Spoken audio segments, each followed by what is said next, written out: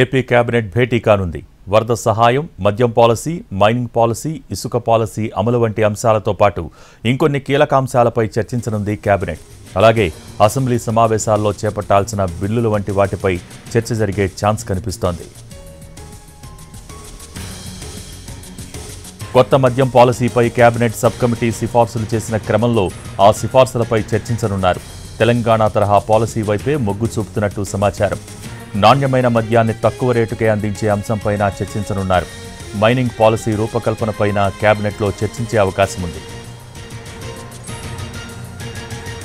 వీటితో పాటు ఇసుక పాలసీ అమలు మీద చర్చించే అవకాశం కనిపిస్తోంది. భారీ ఎత్తున వరద సంభవించడంతో కృష్ణా, గోదావరి నదుల్లో ఇసుక లభ్యత పెరిగే ఛాన్స్ ఉంది. దీంతో ఉచిత ఇసుక విధానాన్ని ఏ విధంగా మరింత పటిష్టంగా అమలు చేసుకోవచ్చనే అంశంపైన చర్చించే అవకాశం ఉంది.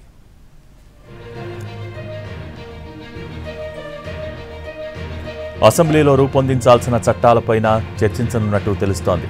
స్థానిక సంస్థల్లో 2 కంటే ఎక్కువ పిల్లలు ఉన్నా పోటీకి అర్హత కల్పిస్తూ ప్రభుత్వం నిర్ణయం తీసుకుంది. చట్ట సవరణ కోసం సవరణ బిల్లు రూపొందించేలా నిర్ణయం తీసుకోనున్నారు. బీసీ ప్రొటెక్షన్ బిల్లు రూపకల్పన మీద చర్చించే అవకాశం ఉంది. బడ్జెట్ సమావేశాలు ఎప్పుడు పెట్టాలి అనే అంశంపై చర్చించనున్నారు.